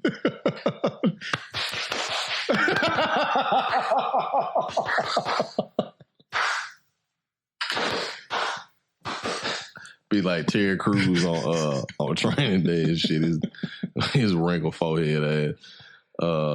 Nobody wants to get that bad news, but if I know I've been a gratuitous gratuitous? Yeah, was it gratuitous? I'd be a serial a cheater just with no fucking heart and shit. Like, you had to be pretty much a damn savage to be like, hey, what you doing? I ain't doing nothing. How's everything going? It's going fine. I've been cheating on you. I done fucked your friend 3 times. I just wanted to go and tell you this shit and just to make sure you knew. So, what you think? Now, if you saying it like that, you ain't never really gave a fuck. But if it's somebody that you give a fuck about, that part, man, yeah. If you're able to tell it, I don't think, yeah. I don't want to ever have to tell anybody I'm dating that. I think that's the worst shit ever. You know what I'm saying? I really do. Like, it's the worst shit ever. Like, even finding out. I mean, if you find out by mistake, if you find out if a friend telling, if you find out with her telling you or anything like, it's not information you gonna take well, even if you doing your own thing. Yeah, because like, damn, bitch. Yeah. Well, I mean, I was just fucking these hoes. I was coming right back. You supposed to be. Yeah, you supposed to be holding it down. Like, I had more. I expected more out of you. I'm the dog. Yeah. Okay. Like, real talk. I'm the dirty one, bitch. I'm the dirty one, bitch. What you doing? You shouldn't want to bring yourself down to my level. You shouldn't defile yourself. Thank you. Like for real. Like must you get in the mud with me? Like I always, for real. Like I always wonder why women would try to match guys doing that. Because why would you want to be a dirty motherfucker? Because I mean, like I see the whole get back aspect of it and the revenge thing, but once you go down that road, you got a hell of a chance of not coming back up that road. You know what I'm saying? Yeah. What do you say? Once a good girl goes bad, she's gone forever. You know what I'm saying? I mourn forever. I had to live with the fact I did you wrong forever. Yeah. So, like that shit, man, you know, there's trauma associated with that shit. You know what I'm saying? So, I mean, I like I said, I wouldn't want to ever hear that. But I also would never want to have to say that to anybody. Tell anybody that, you know. So that's why my next serious relationship, absolutely, man, 100% loyalty. So when you single, when you're single, do you let chicks know, hey, I got other chicks? Yeah, when you're single and you say I'm dating, which means I'm dating, just say that right off the bat. I'm dating with options. You know, they don't want to handle that. That's cool. That's on them or whatever. And vice versa for women. Like, hey, just say, hey, I'm dating. You know, I'm dating a couple people right now. Okay, cool. That's really all I need to know. They'll say that and then I get amnesia later, though. Yeah. Well, you know how it works. You know how it works, man. You know. I didn't know. Well, you know, I thought you was gonna change your mind, though. You like, for what? It's just be clear with people. That's all I say. Be clear with folks. Just be like, man, you know what? Or after a while, you're gonna start getting this. So what are we? Mm-hmm. Oh, man, we still where we was when we started. Bitch, I'm gone. Oh, damn. What are we? Separated.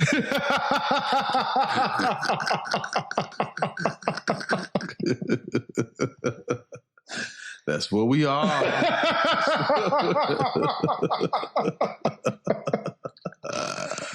That's shit. Said to be real with you. Be real with you, baby. Oh, man. Baby, are you still down? Nope. Absolutely not. Hey, man, did you hear about the couch family that makes desks? Did you hear about this shit on the news? What? It just sounded... The only reason why I wanted to make mention of it because when I heard it on the news, it sounded hilarious. This was hilarious as hell to me.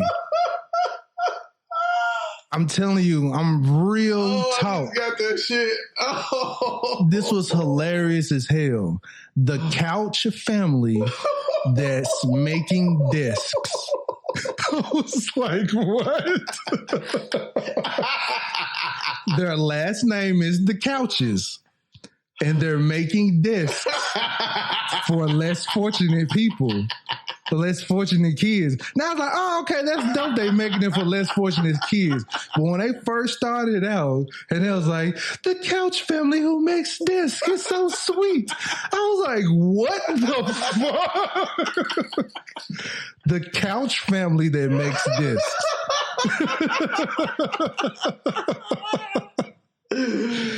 Dude,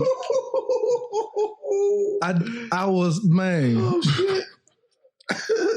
I was tripping for like 10 minutes at shit. This. The couch family.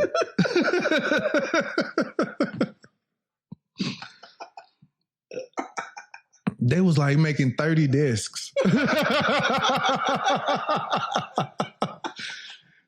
Hey, they was going at it. They was making like 30 desks a week. I was like, what? The Couches.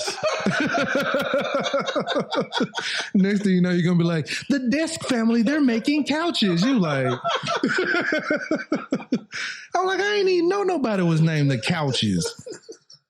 Their last name is the Couches. I was like, man, that is crazy. That's a mind fuck. It is. Like you hear that shit, you be like, oh, what? What? Their couch? They said it twice, and I know that's why they said it twice.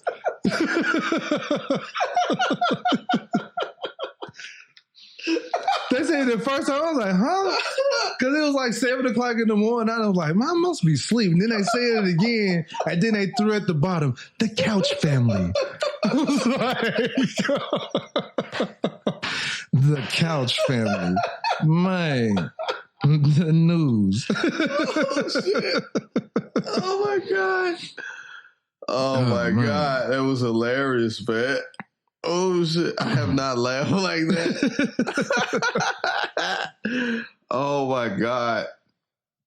The Couch family that makes chairs. That shit is crazy. Oh, my God, man. Hey, you, what's up? I don't know what. Well, never mind. Have you ever worked at a call center before? No, I have not. No, I didn't. I didn't get it. They would never hire me. So I had to, settle for warehouse jobs and odd jobs. Damn, nigga, don't say odd jobs like that. That nigga said odd jobs like Bob Saget said in that movie, like, have you ever sucked dick for practice? I was like, what? Oh, no, Bob Saget. We have never.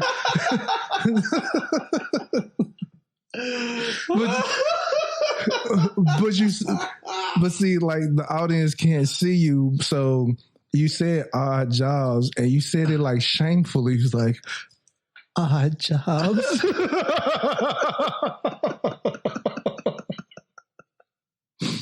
He was like, mother.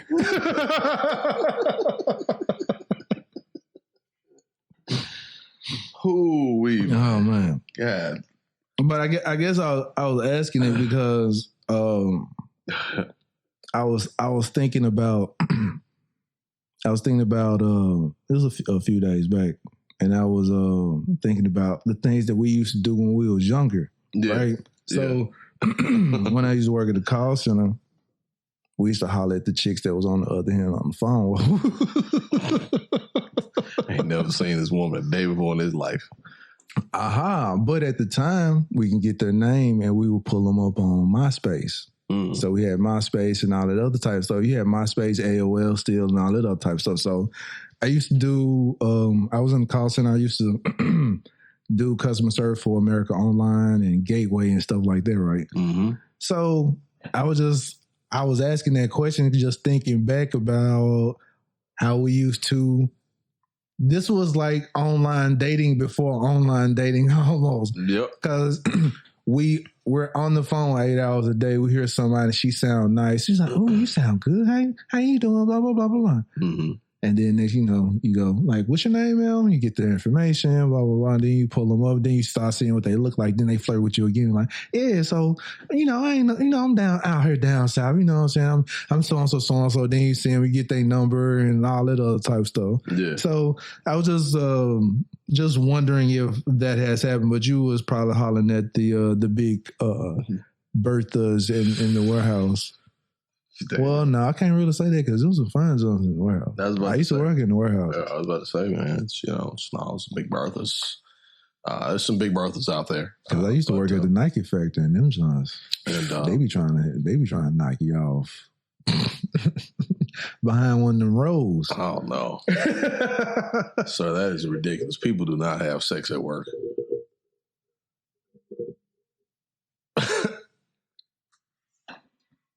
You're absolutely correct, sir. You are absolutely correct. How dare individuals? Shit. That is filthy, disgusting that people would do such things at work. Oh, man. Oh, boy. Hey, I've never experienced that, so. Didn't you used to work at? What? Did I used to work at what?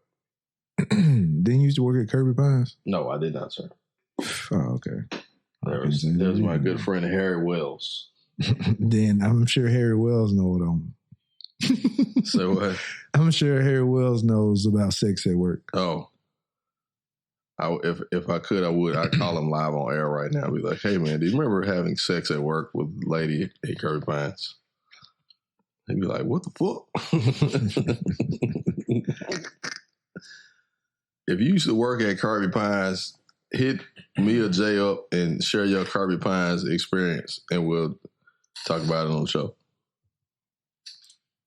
Now, I'm not talking about what.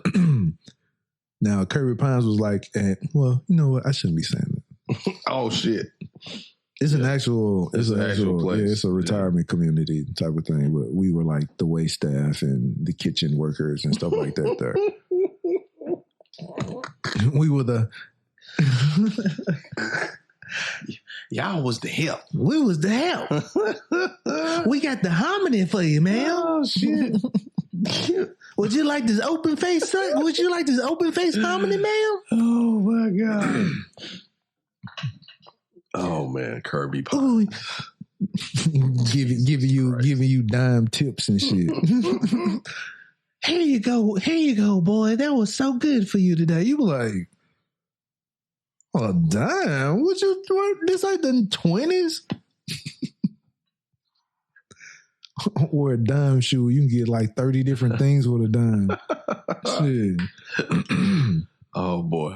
Oh man. Shout out to anybody when you're a teenager and you had a job when you were in high school, on junior high or whatever, and y'all was doing crazy stuff at work. Shout out to everybody who survived that. So hold on. I got to rewind. I just thought about something. Now, although you didn't work at a call center and all of that, you're telling me that any of the warehouse jobs that you worked at, you were not able to knock something off at work? No, never. No, not at all. No, not, outside of work, yeah, but not at work. No. Now, what I mean by that, that could be like during your lunch break in the parking lot. That could be during your lunch break within the building, office. Had cameras and shit. Yeah. Surveillance. What, man? I knew it was happening, but I wasn't doing that shit. That's the thrill of it, sir. I know. And what I'm going to do is one day, I'm going to get one of my really good friends, that lady friends who wants to have sex with me, and I'm going to ask her to go up to a random person's job. We're going to go up to FedEx office and have sex in the bathroom. Like what? It's about It's about being spontaneous, man. Yeah, spontaneity. Yeah. So no place outlandish either. Oh yeah, I want to try some different stuff. So I've done. I wouldn't do it at work. So I've done pardon me, mama, if you're listening, but the dressing room in the mall. Oh man, that's terrible. You're heathen. Because they got the little mirror, so my gal here is like, oh, I want to go and see what you look like. I want to see what these little, what you're trying on. So trying those clothes on. Then all of a sudden, I was like, hey, they got cameras behind these little mirrors. Oh, really? For real? So you think they be?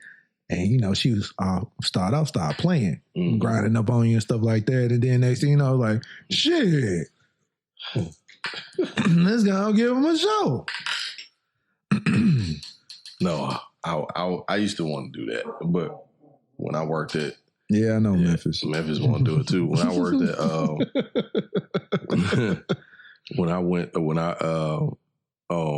shit, it threw me off. Totally. Memphis, you motherfucker, you. Damn, what the fuck was I finna say? Oh, this nigga here. I just forgot that family. The Couch family. Who makes chairs? See, now me laugh about this shit again. Damn. What was you finna say, man? I forgot, man. Man, this man's so it's terrible. My memory is so bad. Oh my God. All right, so while you thinking of that, I got one other thing that's pretty much, I say bullshit, but have you been seeing the Red Cup Challenge? No, what is that? So go on Instagram, and I just want you to hashtag Red Cup Challenge. Okay.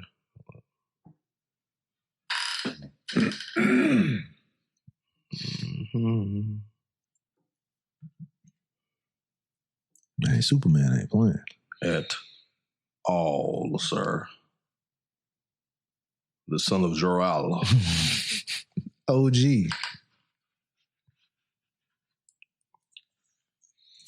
The Red Cup Challenge. Red Cup Challenge. I want to say it started out when there's a few little celebrities that started out. Shit. Right. So it's like one person started off, and then there's like if you go through it, you see how many women that just off top are like, "Ooh, I can do this too." This is wild. I know. How is this even possible? Like, real talk. This is what happens when you're bored during the pandemic. Yeah, you're right. Hey, let me see how flexible I can get. Let me see if I can balance this cup without spilling it on my face, on the floor.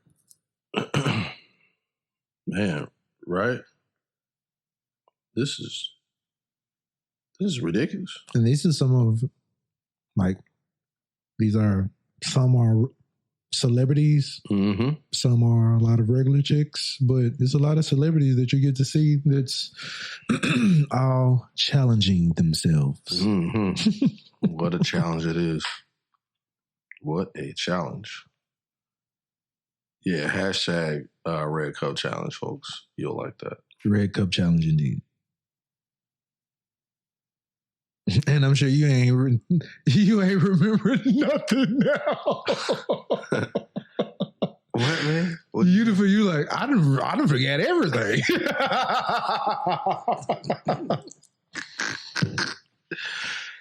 I don't remember nothing. Oh shit. God damn. I got one other thing. Well, all right. Again, as you already know, I'm always bringing something up as about to close or whatever like that. But this just gives you something to think about. And the other listeners should think about, I guess. But it's about, back to our conversation when we was talking about like words, right? You ever thought about like spelling bees and the word spell spells? Okay, so if a spell is a spell is a spell, that would be like spelling bee is teaching kids to tell spells. No? I've never thought of it like that, but maybe so. I've never heard it broken down like that. Because, all right, if you look up I didn't even really look up the word spell, but spell usually is a connotation of casting something. Well, what made me come to that this whole thing here was I was cleaning up and I was talking to someone and I was like, man, you know what? I just got into this little cleaner spell and just felt like cleaning, blah, blah, blah, blah, blah.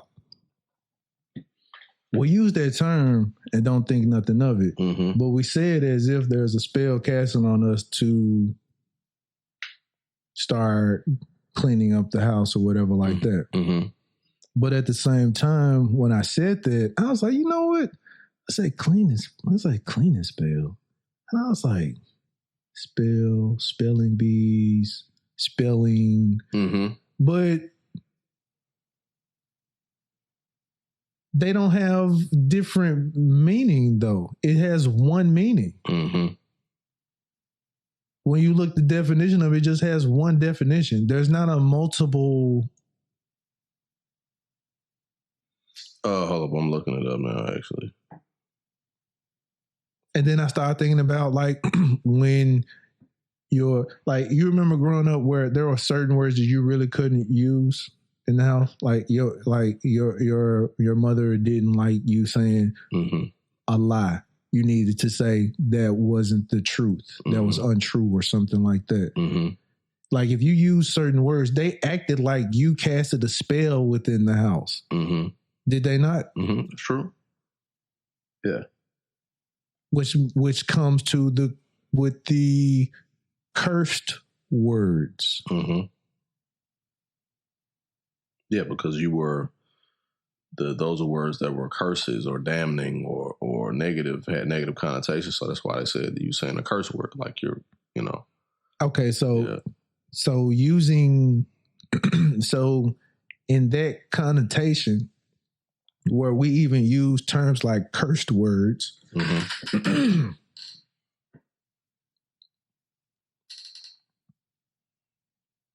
using things like spelling or spelling bees, stuff like that. Yeah.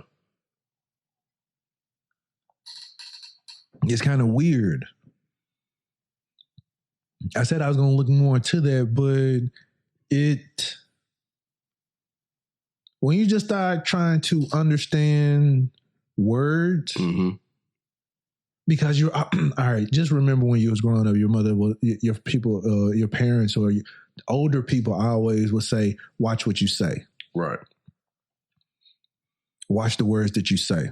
Be careful the words that you use, because words have meaning and meaning has power. Exactly. They hate it when you call someone a lie. Yeah. You need to you need to change that. Or you got in trouble for it. Constantly keep saying somebody was a lie or something like that. Especially if he was an adult. You definitely yes. If it could be another adult that your parents knew. Don't you call him a lie? I'm like, dog, what was wrong with this word?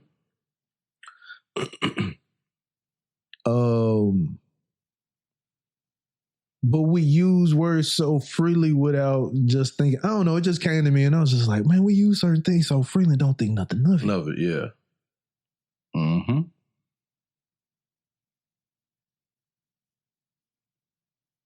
So powerful, very powerful word.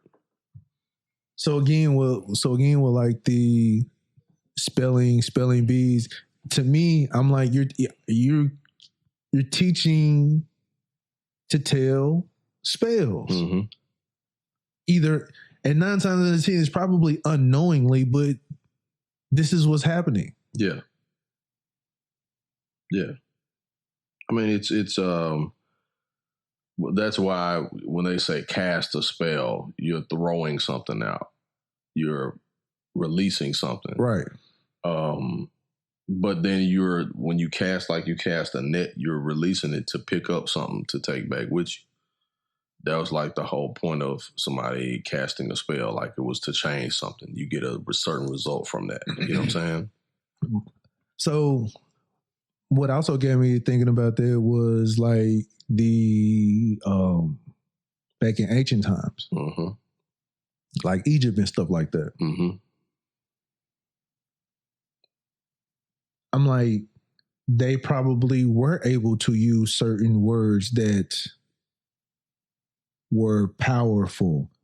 I think people forget that, like, all right, the generation that we are, I think we constantly keep forgetting that we are imperfect. 1, 2, every generation, if you understand it, gets dumber by the generation. Do you understand that? In some ways, yeah. Because, all right, if you understand that we are if if people from who believe the earth is round and all this other type of stuff, just saying as is, but if people, you understand the Adam and Eve story and all this other type of stuff, Adam and Eve were close to perfect. So everyone from the generation down after that becomes less perfect, right? Mm-hmm. So we are, however many generations on down, less perfect, Mm-hmm. right? Mm-hmm. So we're getting slower and dumber. Mm-hmm.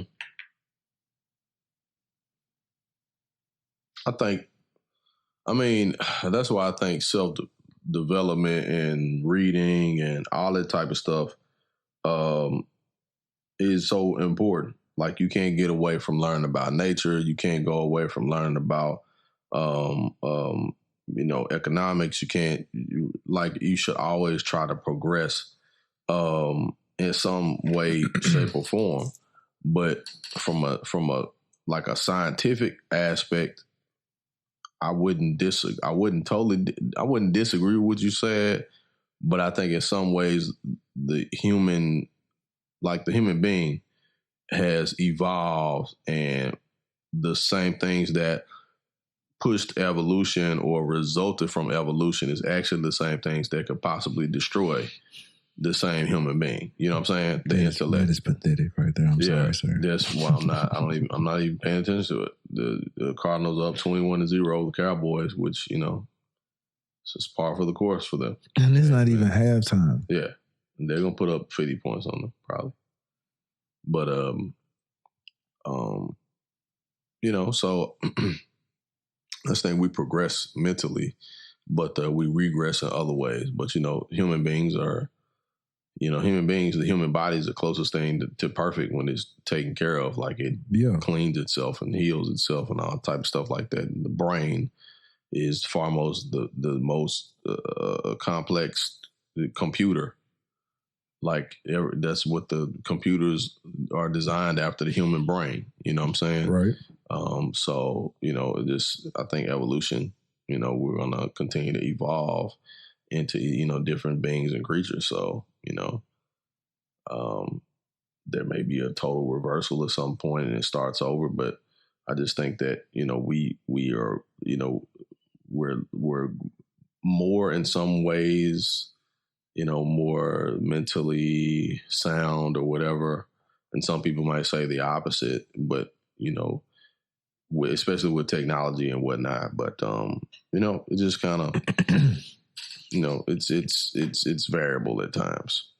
Man, why you say that with the changing with the times and the about mental health and everything. The new jail is going to be the loony bin, man. The new jail. Yep. What do you mean? It's not going to be a thing to really. I believe it's not going to be a thing to send people to jail anymore. You're going to be going to mental health institutions. I mean, shit, that probably works. Because the current system is actually mentally regressive. Like the current system of what? Mental institutions? No, just institutionalization, period. You know what I agree, but see, that's what I'm saying. I agree to the point for mental health institutions as well. Yeah. Institutionalized across the board, they ain't working, period. Yeah. Yeah. Because, all right, so in one aspect, they're not even just caring. In this one, they just keep you drugged up. Yeah. But it's difficult for that to happen and not affect people connected with powers that be, though. Like, that affects everybody. You know what I'm saying? At some point in time, nobody's insulated from anything. You know what I mean? The world kid is on fire. We're all in trouble, right? You know what I'm saying? I mean, it don't matter where you are. You know what I mean? So, I just think the universe balances itself out over time. And, everybody gets their piece of it. You just don't know when they're going to get it. I guess. Nah, that's how it is. We may miss it, but the generation after us gets it. And we had been like, man, I didn't see that in my lifetime. And then when we died, we like, I think we do. finally, Well, I don't know. yeah. I put like this. I do get it. I get it. I see it. I don't know why we so reluctant. I think us, our generation, and well, I already know the ones, our generation after us, well, before us, why they don't. They just old, grumpy old men. They ain't trying to see nothing change. I like it the way it is, and that's how it's gonna stay. Keep it like that. Oh boy, they sound just like an old ass man. Hey man, I am an old ass man. No, you ain't, man. You far from that dude. Barely 40. Whoa, That's not old, man. What That is not old. Man, I'm going to sleep good tonight. The best sleep of my night, of my life, son. I might sleep 15 hours. I doubt that nigga. Whatever, man. I ain't finna put your business out there. Thank you. Don't do me like that. I'll be a bit focused. I put like this. You are a newly single nigga. All right, sleep 15 hours. Your phone will ring. You'll get ready to doze off. I say it'll probably be like maybe like 10 o'clock. Like, hey, what you doing? Now, it'll either be a text like, hey, don't you feel like some company? Or don't you want to come through? I cook so and so. Oh, word. I don't know what you're talking about, sir. I've never experienced that ever in my life. This nigga gonna be J.R. Smith straight off the bench. You already know what J.R. Smith doing straight off the bench. Fine that boy up. Exactly. Let that thing go. Shit, so don't play, nigga. As soon as he get in the game, he inbound the ball, go down and kiss it, and he's supposed to pass it one more person. He let that thing go. Yam. Oh, I was supposed to pass it? Yeah, nigga, you was gonna give it back to you. Oh, okay. Get it to the JR. He's through. You might well go and go box out. We finna shoot that ball. Oh boy. Shit, Braun said shoot. I'm shooting that motherfucker. Braun told me shoot this Johnson. I'm shooting it, motherfucker. That's the old nigga that come out the bench. He ain't got his jersey on. He just finna go out there. They had to remind him to put his jersey. Oh, for real? Oh shit. Put this motherfucker back on. Shit. On TV and shit. I'm acting it again, huh? Yeah, man. That's what you're doing. J.R. Smith for 3. Well, that nigga got a ring. He got it. Yeah, that's right. He got a ring. JaVale McGee. It's a celebration. My think I'm good about this shot, man. Yeah, it's time to roll. It's got pretty ridiculous. Oh, cause shit. You know, man, hey. Man. Yeah.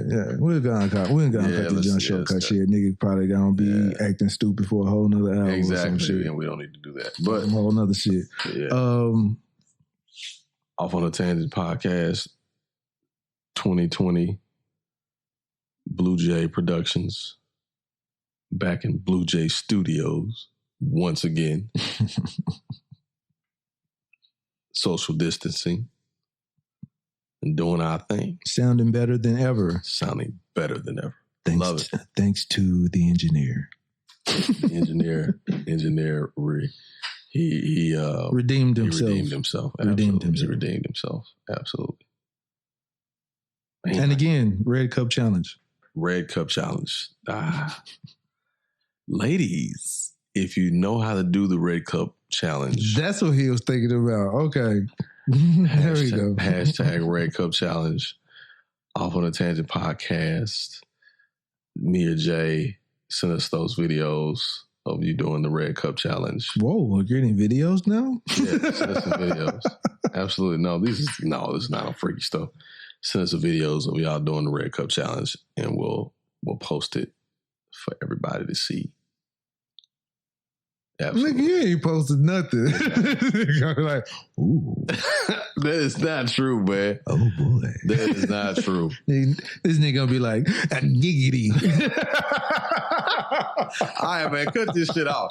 It's getting silly in here, man. It is getting stupid in here. Yes. I giggity. Giggity, giggity, giggity, giggity, giggity, giggity, giggity. Oh man. Oh shit. But yo, we're finna go and wrap this joint up. Yeah, man. I was gonna ask you about something else. But don't do it. Yeah. Check out Bill Burr's Saturday Night Live monologue.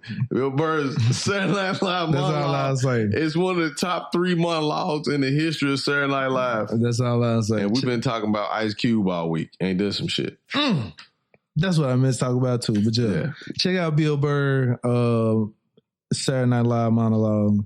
And y'all are silly as hell if y'all are trying to cancel or going against whatever Ice Cube is doing. Hey, real talk, if you got to get some change, you got to talk to somebody to get something changed, my nigga. He ain't never met Trump, so he got people that talk to other people's people. They got to get some things happening and popping. Y'all are silly as hell by thinking that shit's goofy, man.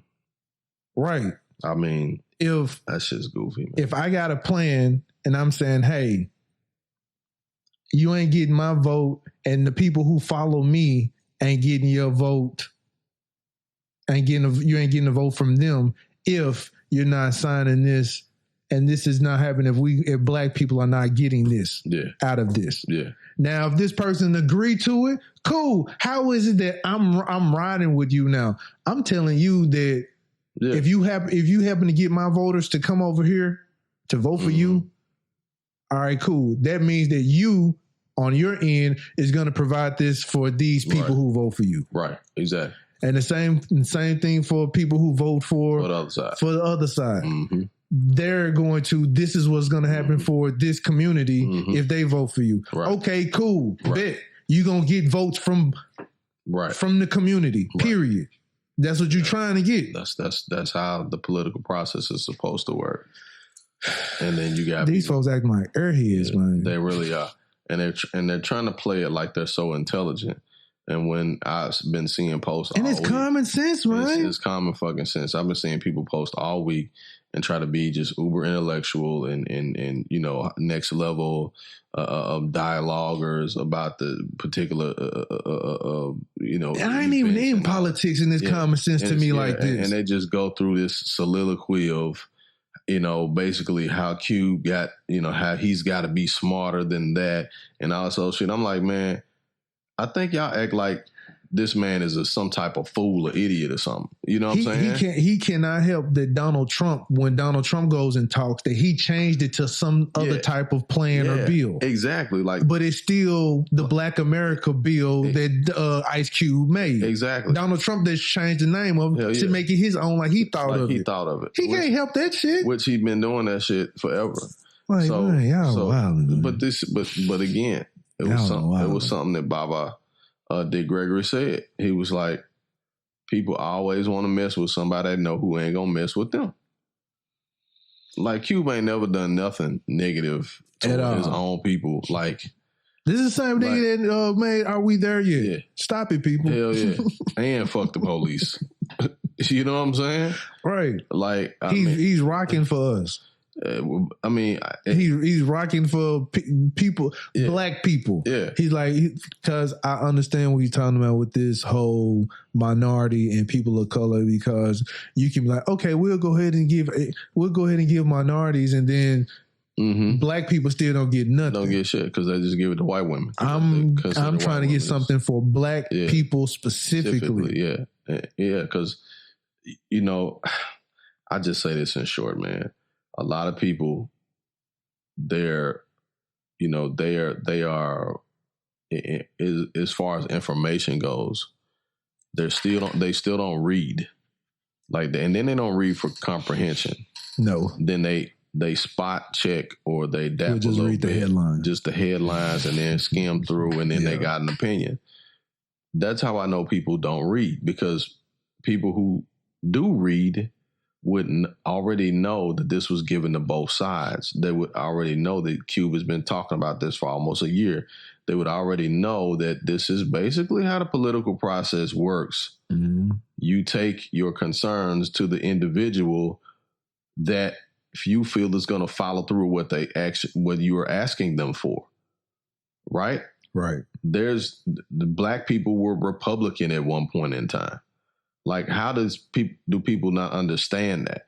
You know why? It was because of that particular party's influence on what they thought they could do for them, what they thought they could do for them, right? That's what politics is. But you've got these dumbass, and these dumbass people. Cube got played. Cube a sellout. Cube a coon. I'm like, do y'all even know what a coon is? A coon is Jerry Rice walking around with a Popeye's chicken hat. That's a coon. Damn. People forget that Popeye's chicken hat that nigga walked around in on the commercial with the biscuits on each side. You don't remember that? Nah. It was like a chicken biscuit hat or something like that he had on. I was like, dude, word. Oh my God, that's terrible. With the Popeye shirt, that's cooning. Terry Crews is cooning. Oh, Ice Cube trying to get something done behind closed doors without a photo op. Exactly. Steve Harvey is cooning, coming out of the Trump hotel, shaking the nigga hand, smiling. That's cooning. Yeah. Y'all gotta understand what the fuck cooning is. Exactly. And the nigga publicly coming out, man, I love when he was on CNN checking. He was like, hey, I want to make it clear. I want to make it clear. I ain't on nobody's side. I ain't on nobody's side in this. They twisted my words. You're twisting my words right now. I was like, hey, whatever his name, Comey, whatever his name, he was like, FOMO. Hey, I understand my mistake.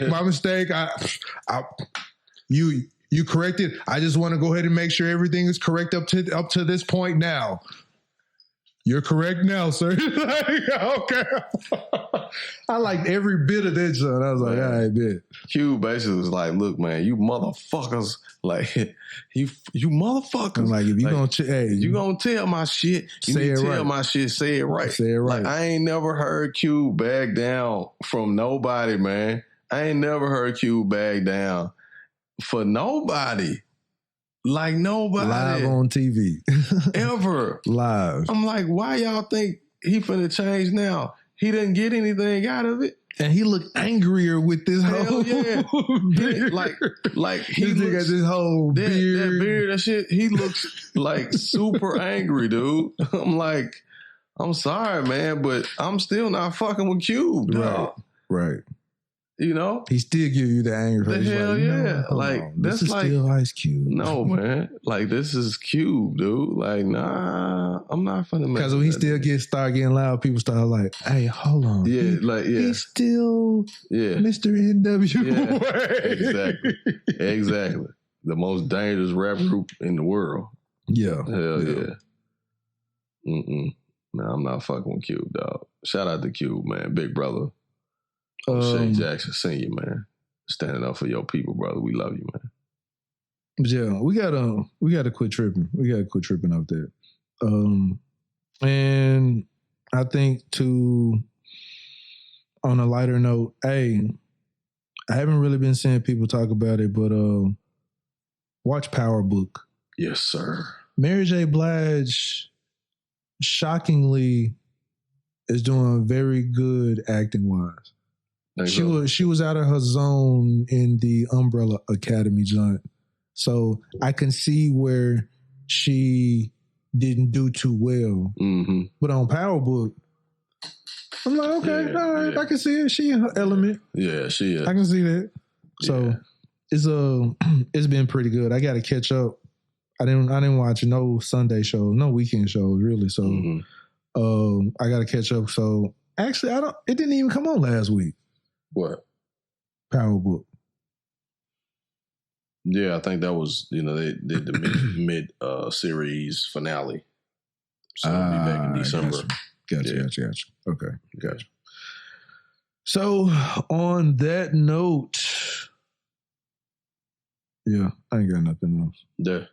Well, I do, but yeah, I say that. On that note, go ahead and wrap this joint up. I am your host, Jason JWILLDOES. I was gonna play some music, but I ain't gonna worry about it. Play some music, man. Play the music, man. You'll hear it live. Play the music, man. Play the music. You got to play the music.